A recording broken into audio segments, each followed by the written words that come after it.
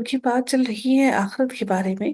اب اللہ تعالیٰ اس بات کو مزید الیبوریٹ کر رہی ہے۔ اللہ تعالیٰ مزید ارشاد فرماتے ہیں وقال الذین کفروا اذا کنا ترابا۔ اللہ تعالیٰ فرماتے ہیں کہ جب آخرت پر ان کو یقین نہیں تو یہ سب سے پہلی بات کیا کہتے ہیں؟ وہ کہتے ہیں کہ جب لوگ کفر کرتے ہیں تو وہ سب سے پہلی بات یہ کہتے ہیں کہ جب ہم مر جائیں گے، مٹی بن جائیں گے، اور ہماری ہڈیاں بھی وہ سیدھا ہو کر ختم ہو جائیں گی، ہمارے باپ دادا بھی مٹی بن جائیں گے، تو پھر ہم کس طرح سے اپنی قبروں سے نکالے جائیں گے؟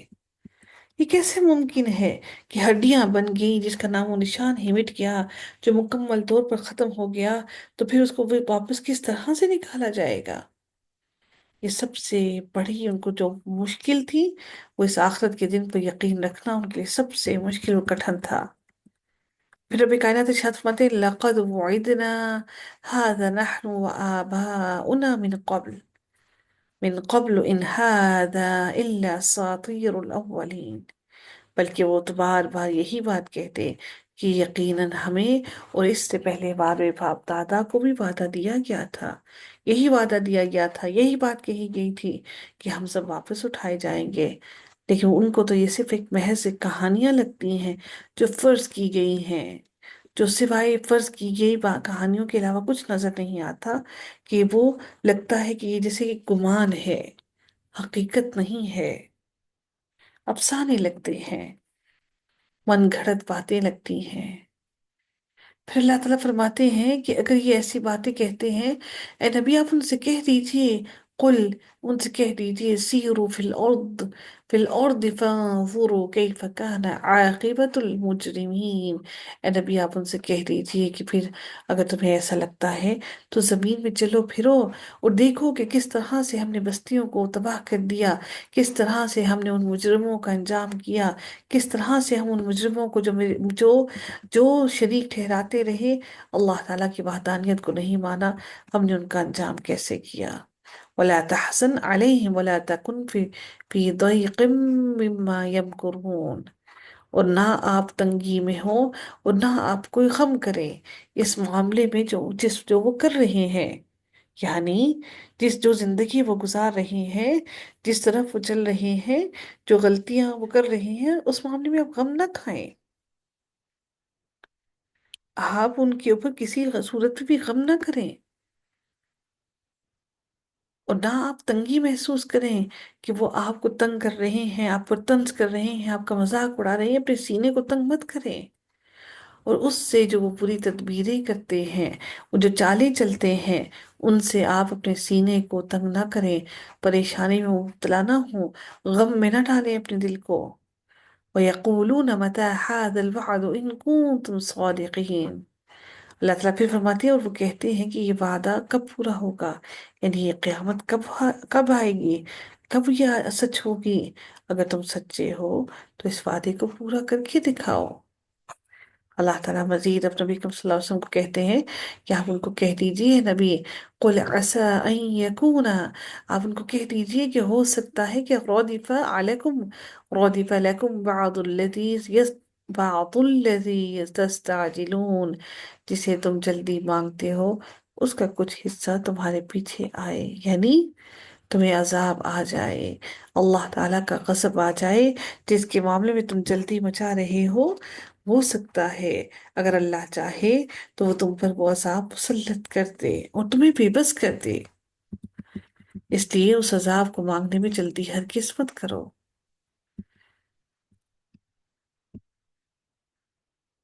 پھر رب کائنات ارشاد فرماتے ہیں وَإِنَّ رَبَّكَ لَذُو فَضْلٍ عَلَى النَّاسِ وَلَكِنَّ أَكْثَرَهُمْ لَا يَشْكُرُونَ۔ پھر مزید اللہ تعالیٰ ارشاد فرماتے ہیں کہ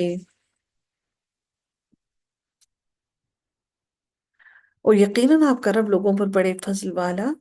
لیکن ان میں سے اکثر شکر ادا نہیں کرتے۔ اللہ تعالیٰ نے ان کے گناہوں کو معاف کر دیا، ان کی غلطیوں کو معاف کر دیا،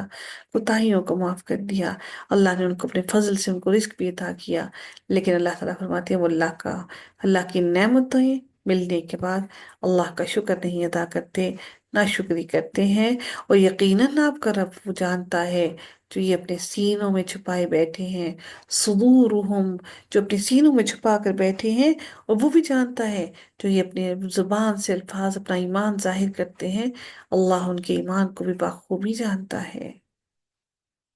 یعلنون، اور وہ ظاہر کرے وہ بھی جانتا ہے، اس سے بھی واقف ہے، اور جو چھپا کر رکھا ہے اپنے سینوں میں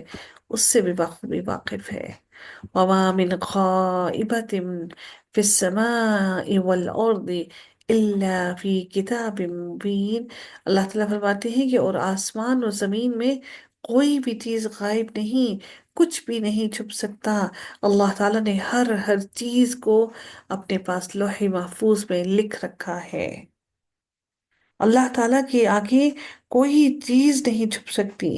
اللہ تعالیٰ نے ہر چیز کو اپنے پاس لوح محفوظ میں تحریر کر رکھا ہے۔ اس واضح کتاب کے اندر ہر چیز کے بارے میں لکھا ہے کہ اللہ تعالیٰ نے اس چیز کو کہاں پیدا کیا، وہ کہاں پر اور کس حال میں ہے، اللہ تعالیٰ سب احوال سے بخوبی واقف ہے۔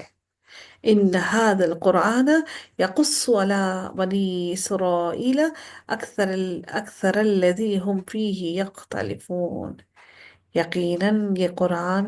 بنی اسرائیل پر بہت سی ان چیزوں کو بیان کرتا ہے، بنی اسرائیل کے بارے میں بیان کرتا ہے، کھول کھول کر ان کی باتیں بیان کرتا ہے جن کے بارے میں وہ اختلاف کرتے تھے، یعنی جن باتوں کو انہوں نے اپنے اوپر حلال اور حرام کر رکھا تھا، اور جو باتیں انہوں نے اپنے عقائد میں اور فرقوں اور گروہوں میں بٹ گئی، جن اختلافات میں پڑے تھے، جس طرح سے انہوں نے بنی اسرائیل نے جو بنی اسرائیل نے کیا، وہ سب باتیں اللہ تعالیٰ نے اس قرآن کے اندر کھول کھول کر بیان کر دی۔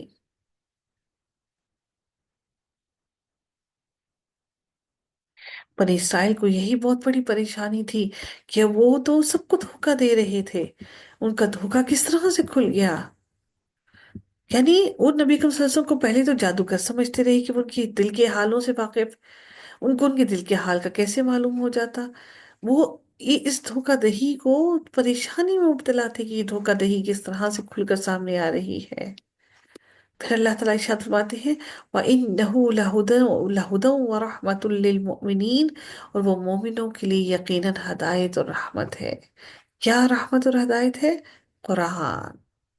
إِنَّ رَبَّكَ يَقْضِي بَيْنَهُمْ بِحُكْمِهِ وَهُوَ الْعَزِيزُ الْعَلِيمُ۔ یقیناً آپ کا رب اپنے حکم سے ان کے درمیان فیصلہ کرے گا، کن کے درمیان؟ جس میں وہ اختلاف میں پڑے ہوئے تھے، جس میں وہ بنی اسرائیل اختلاف میں تھے، اللہ تعالیٰ ان سب کے اختلافات کے بارے میں روز قیامت فیصلہ کر دے گا۔ اسی طرح آج مسلمان جس طرح سے فرقہ واریت میں اور اختلافات میں پڑے ہیں، وہ بھی سمجھ لیں کہ روز قیامت اللہ تعالیٰ فیصلہ کر دے گا، اور وہ سب سے بہترین فیصلہ کرنے والا ہے۔ اور اللہ تعالیٰ نے اسی لیے اپنی سب سے بڑی خصوصیت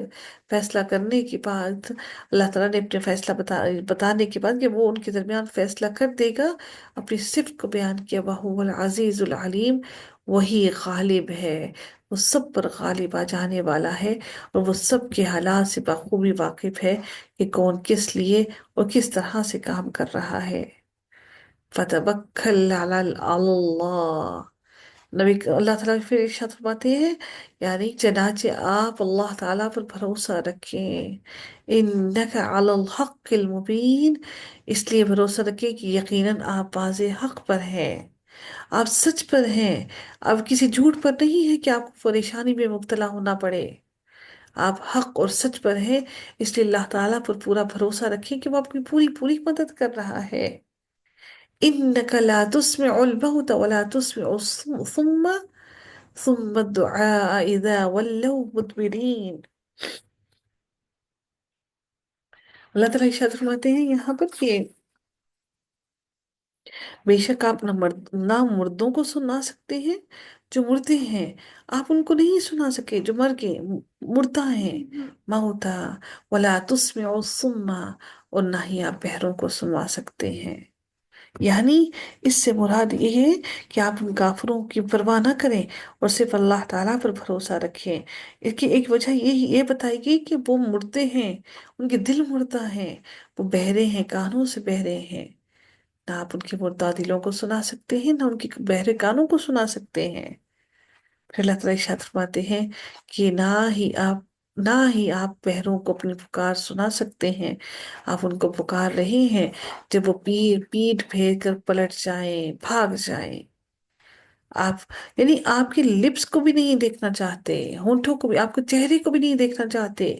پیٹ پھیر کر بھاگ جاتے ہیں کہ کہیں ایسا نہ ہو کہ کہیں ہمارے دلوں میں کوئی نرمی نہ اتر جائے۔ اور نہ آپ اندھوں کو ان کی گمراہی سے راستہ دکھا سکتے ہیں جب وہ اندھیرے میں بھٹک رہے ہوں ہی اندھے، تو آپ ان کو اندھیرے سے کیسے نکال سکتے ہیں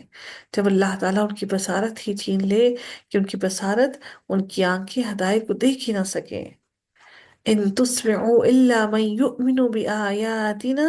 فهم مسلمون۔ اللہ تعالیٰ فرماتے ہیں کہ آپ صرف اور صرف انہیں سنا سکتے ہیں جو ہماری آیات پر ایمان لاتا ہے، اور صرف وہی فرما بردار ہیں۔ جو ایمان لانے والا ہے،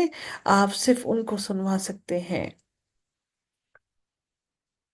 یعنی وہ حق سے مکمل طور پر متنفر ہیں، بہرے ہیں، وہ کوئی بات سننا نہیں چاہتے۔ قرآن کریم کی اس آیت سے یہ بھی معلوم ہوا کہ سماع یعنی کہ سننا جو ہے وہ عقیدہ قرآن، یعنی کہ سماع یعنی کہ ہم کہتے ہیں کہ جو مردے سن رہے ہیں وہ عقیدہ در حقیقت قرآن کی بالکل منافی ہے۔ مردے کسی کی بات نہیں سن سکتے، البتہ اس سے صرف دو صورتیں مستثنیٰ ہوں گی جہاں سماعت کی صراحت کی یعنی کہ ثابت ہو، جس طرح سے حدیث میں آتا ہے کہ مردے کو جب دفنا کر واپس جاتے ہیں تو وہ ان کے جوتوں کی آہٹ سنتا ہے، صرف یہ بات ہے۔ یہاں جنگ بدر میں کافر مقتولین کو جو قلیب بدر میں پھینک دیے گئے تھے، نبی کریم صلی اللہ علیہ وسلم نے خطاب فرمایا، جس پر صحابہ نے کہا آپ بے روح جسموں سے گفتگو فرما رہے ہیں، تو آپ صلی اللہ علیہ وسلم نے فرمایا کہ یہ تم سے زیادہ میری بات سن رہے ہیں، یعنی موجزانہ طور پر اللہ تعالیٰ نے آپ صلی اللہ علیہ وسلم کے بعد مردہ کافروں کو سنوا دی۔ صرف یہ دو یعنی بیان کیے گئے ہیں احادیث میں، صحیح بخاری کی حدیث میں یہ بیان کیا گیا ہے کہ کس طرح سے ان مردوں، کون سے مردے سنتے ہیں، صرف جوتوں کے قدموں کی آہٹ، اس سے بڑھ کر کچھ نہیں، کیونکہ اس کے بعد ان کا حساب کتاب شروع ہو گیا۔ اور جس طرح سے دوسری بات، جب نبی اکرم صلی اللہ علیہ وسلم نے خطبہ کیا تو کافروں نے نبی اکرم صلی اللہ علیہ وسلم کی بات کو اللہ تعالیٰ نے معجزانہ طور پر ان کو سنوائی، یعنی وہ اپنے بعد اپنے پیچھے والوں کا حال جان لیں، مزید پچھتائیں۔ وَإِذَا وَقَعَ الْقَوْلُ عَلَيْهِمْ أَخْرَجْنَا لَهُمْ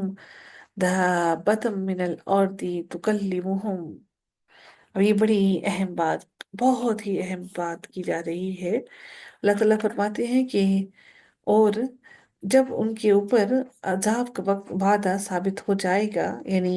جب ان کے اوپر عذاب آ جائے گا حق سے، جب وہ جو حق ان پر بات ہے، جب اللہ تعالیٰ کا ان کا عذاب آ جائے گا، وعدہ ثابت ہو جائے گا، یعنی جب نیکی کا حکم دینے والا اور برائی سے روکنے والا نہیں رہ جائے گا، ہم زمین سے ان کے لیے ایک جانور نکالیں گے۔ یعنی اللہ تعالیٰ کا وعدہ، قیامت آ گئی، قیامت کا وعدہ اس وقت تک قیامت قائم نہیں ہوگی جب نیکی کا حکم دینے والے اور برائی سے روکنے والے ختم نہ ہو جائیں۔ اللہ تعالیٰ فرماتے ہیں کہ وہ جب وعدہ آ جائے گا، وہ وقت آ جائے گا، یعنی قیامت کا وقت آ جائے گا، ہم ان زمین سے ان کے لیے ایک جانور نکالیں گے جو ان سے باتیں کرتا ہوگا۔ یہ دابہ در حقیقت وہی ہے جو قرب قیامت کی علامات میں سے ہے، یعنی کہ قیامت کے قریب قریب کی علامات سے ہے۔ جیسا کہ حدیث میں آتا ہے کہ نبی کریم صلی اللہ علیہ وسلم نے فرمایا کہ قیامت اس وقت تک قائم نہیں ہوگی جب تک تم 10 نشانیاں نہ دیکھ لو، ان میں ایک جانور کا نکلنا بھی ہے جو اللہ تعالیٰ زمین میں سے نکالے گا۔ جس طرح سے ہم جانتے ہیں کہ اللہ تعالیٰ نے حضرت صالح علیہ السلام کی قوم کے لیے اللہ تعالیٰ نے پہاڑ میں سے اونٹ نکالا، اسی طرح سے زمین میں سے اللہ تعالیٰ جانور کو نکالے گا۔ دوسری روایت میں ہے کہ سب سے پہلی نشانی جو ظاہر ہوگی وہ ہے سورج کا مشرق کی بجائے مغرب سے طلوع ہونا، اور چاشت کے وقت جانور کا نکلنا، وہ زمین سے نکلے گا، اور ان دونوں میں سے جو پہلے ظاہر ہوگی دوسری اس کے فوراً بعد ہی ظاہر ہو جائے گی، یعنی کہ اتنا زیادہ ٹائم ڈسٹینس نہیں ہوگا۔ اب وہ جو جانور اللہ تعالیٰ نکالیں گے زمین میں سے، کیونکہ اب وہ نیکی کی دعوت دینے والا کوئی رہا نہیں، کوئی برائی سے بدی سے روکنے والا رہا نہیں، تو اللہ تعالیٰ اب جانور دابہ کو بھیجیں گے، ایک چلنے والا جانور جو زمین سے نکلے گا، اور وہ کلام کرے گا لوگوں سے۔ اب نیکی کی کوئی دعوت دینے والا مسلمان تو بچا نہیں، جو نیکی کی دعوت دے گا، برائی سے روکے گا، کوئی رہا نہیں جس کے دل میں اتنا ایمان ہو، تو وہ جانور لوگوں سے کلام کرے گا، اور ان سے کہے گا، ان سے کلام کرے گا کہ یقیناً فلاں لوگ ہماری آیات پر یقین نہیں رکھتے تھے، یعنی کہ لوگ ہماری آیتوں پر یقین نہیں رکھتے تھے، اللہ تعالیٰ کی آیتوں پر یقین نہیں رکھتے تھے۔ اب اللہ تعالیٰ اگلے اگلے رکوع کے اندر قیامت کی منظر کو مزید لیبوریٹ کرتے ہیں،